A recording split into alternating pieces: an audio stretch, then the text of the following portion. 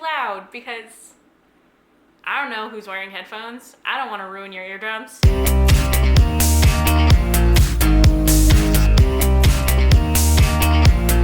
Friends, welcome back to my channel, Patronosaurus Reads. I'm Katie, aka Patronosaurus, and I read. And welcome to my favorite books of 2019. As I mentioned in my worst books video, which if you haven't seen, I will link it all the places. I didn't want to include 10 books just for the sake of having 10, whereas in my most surprising and most disappointing books videos, I feel like there are always books that are going to fit in those categories. Like, I will always be able to think of more books that were surprising and disappointing to me. So it was pretty easy to get to 10 there, but I didn't want to have 10 in this video, but have 2 of them that weren't really my absolute favorites. So there's only 8 books I'm talking about in this video, but that's okay because I absolutely loved them. And yes, I did rank them. I know some people don't want to rank their favorite books of the year, which I understand. That's your prerogative if you choose to do that. But for me, like, it is a fight to the death. Every book should be gunning for that #1 position. And yes, I do rank them.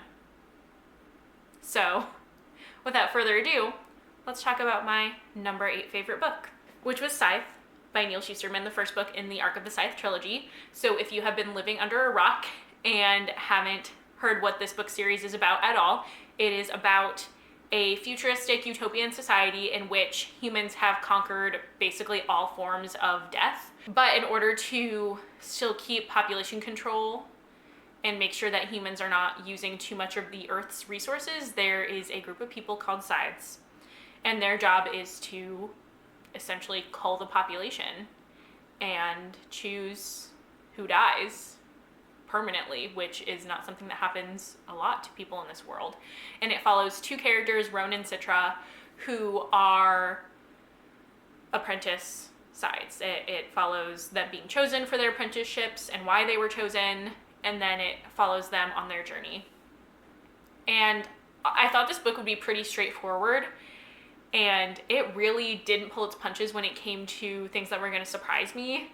Obviously, I don't want to give too much away, but this book was just really incredibly good. It is such a weird concept that I think not every author could have pulled off well, but Neal Shusterman did it with flying colors. I actually gave this book to my grandma for Christmas, obviously not this copy because this is mine, but I feel like I know her taste in books pretty well, and we kind of have similar tastes, but I knew that she wouldn't have heard of this because she doesn't really keep up with YA.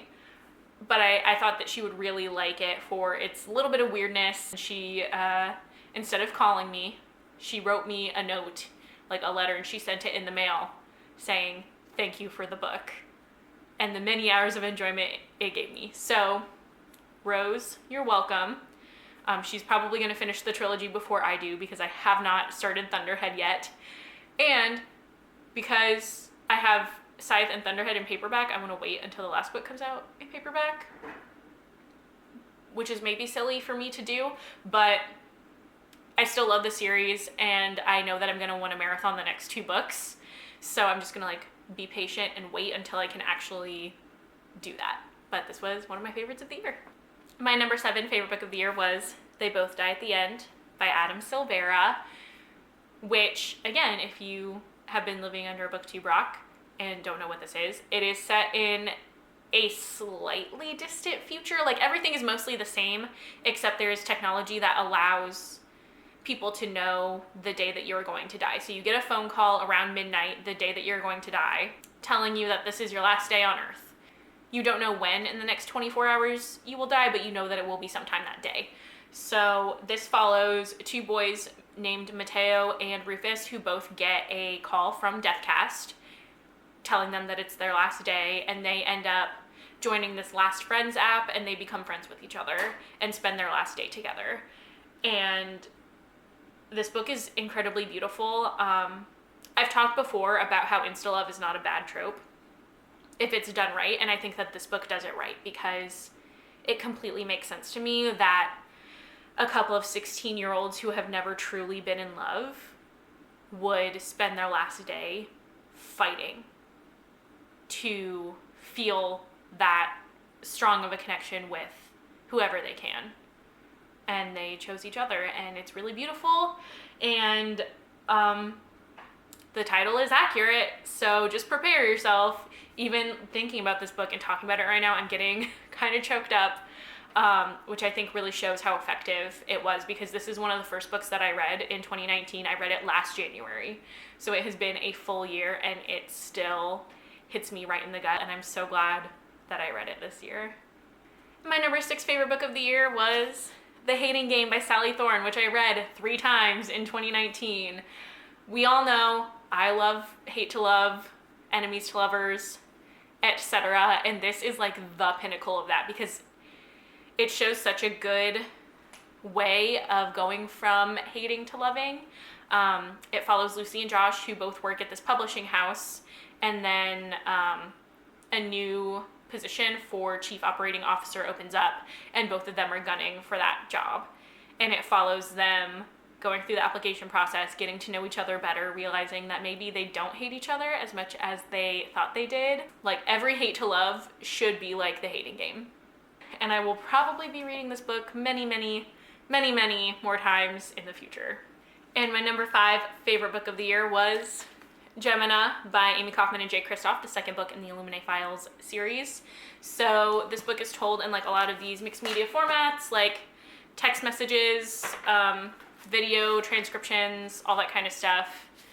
And each book follows people in space, basically running away from like this giant evil corporation. And this is the second book in the series. And when I first read it, I immediately thought Die Hard, but in space, because this one follows people on the space station that has been hijacked by terrorists. And the main character, or the couple of main characters, are fighting to free everyone as much as they can from the bad guys, and it's so badass and so awesome. And this is definitely my favorite of the series. I read Illuminae for the first time in 2018, and then I reread it last year, and then finished the series last year.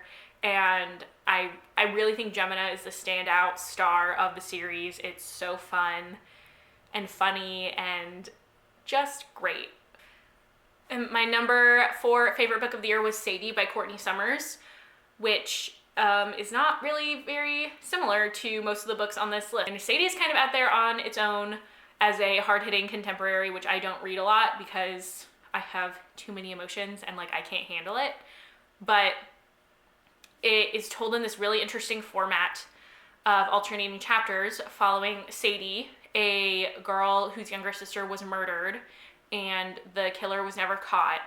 So Sadie runs off, she disappears. And we're following her storyline as she is trying to track down this killer because she thinks she knows who it is. And then the other alternating chapters are from a podcast's perspective, like a true crime podcast that is following the story of Sadie, I think a year after her disappearance, and trying to figure out what happened to her and like following the clues. And it's so good. Like, the podcast chapters especially sound like an actual podcast. I listened to the audiobook, would 1000% recommend. I mean, any book that has a podcast element I think would be good on audio, but especially this one because they had a full cast. They had some incredible sound effects. Like, I remember distinctly there was one part where the journalist was interviewing someone at a diner that Sadie had stopped at, and you could hear like the sizzling of the bacon on the skillet and the conversation of the other people in the diner and silverware like clanking on plates. And it was so immersive and incredible. And it is a full cast audiobook, not only during the podcast portions, but also in Sadie's chapters as well. So other actors are speaking the dialogue from other characters, which I think is so incredible. And I think is really hard to pull off in a traditional, just a regular narrative, which is how Sadie's chapters are written, but I think it was done incredibly well. I would highly, highly recommend this book.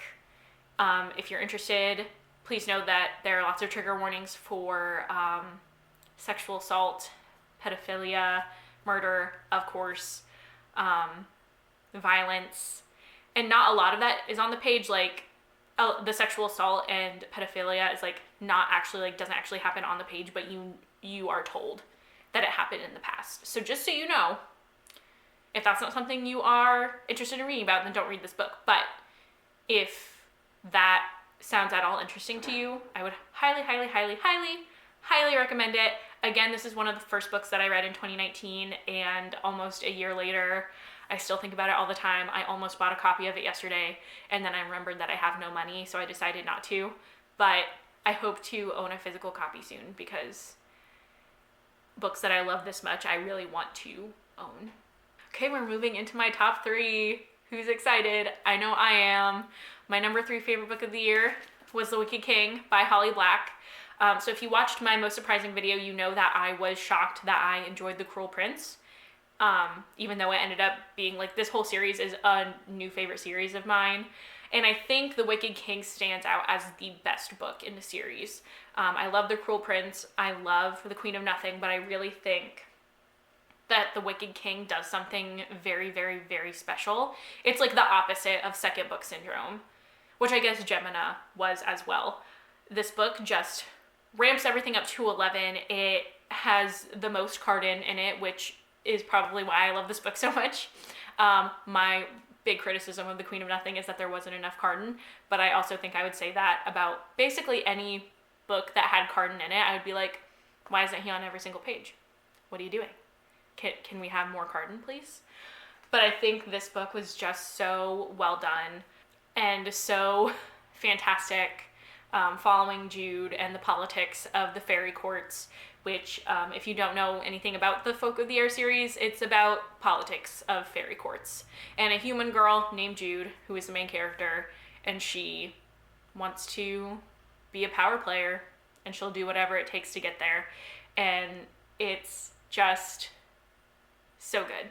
Okay, my number 2 favorite book of the year was Ninth House by Leigh Bardugo.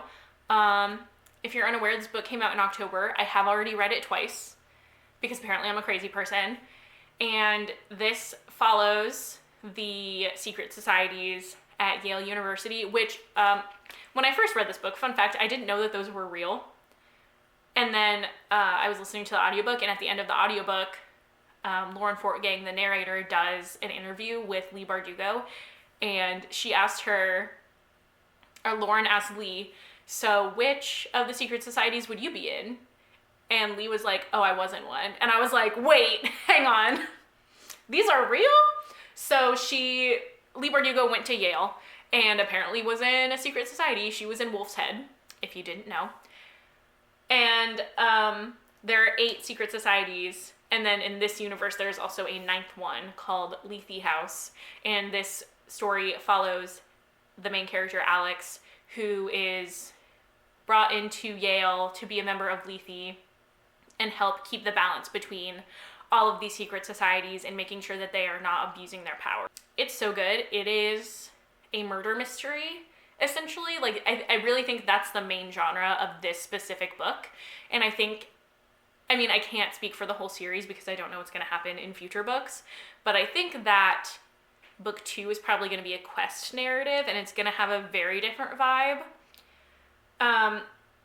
And I just really love the messages that it had about standing up for yourself and doing the right thing, I think, even when there is pressure not to, and sometimes the right thing being ugly. I don't know. There are a lot of things that this book says and does that I think are really good and really cool, and I love Leigh Bardugo. I think her writing is just getting better and better, and I love that she wrote an adult fantasy. I think that was the next natural step for her as a writer, and I think it was really, really good. I was actually lucky enough to win a signed copy in a giveaway from my friend Andrew Cass. We weren't really friends before, but then I entered the giveaway, and then we started talking about Ninth House, and now we're friends. So, hey, Andrew, thanks again for this book. I'm very happy that you gave it to me, and also all the other goodies. And I am just so happy that this book exists and that Leigh Bardugo is stretching herself as an author and like flexing those creative muscles, and I cannot wait to see what she comes up with next in this urban fantasy setting. And now to my favorite book of the year, which if you've been watching my channel for like any video other than this one, I feel like you probably know what it is because you were probably waiting for it. It's Red, White, and Royal Blue by Casey McQuiston. Is anyone surprised? I should hope not. This is also like pinnacle enemies to lovers, about Alex, the first son of the United States, whose mother was elected in the 2016 presidential election. So it's like an alternate timeline where a Democratic woman won the presidency. And he and the youngest Prince of England, Prince Henry, are kind of in like this rivalry for being like the world's heartthrobs because they're both around the same age. They're both incredibly handsome. Like everyone in the world loves both of them, but they hate each other until they are at an event and they kind of cause a scene.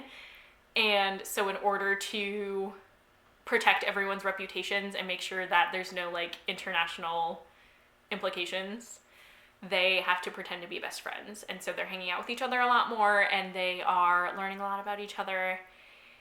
And as this very, very incredibly pink book might suggest, they do begin a relationship. Oh, the tagline is, "True love isn't always diplomatic." I don't know if I've ever read the tagline before. That's so cute.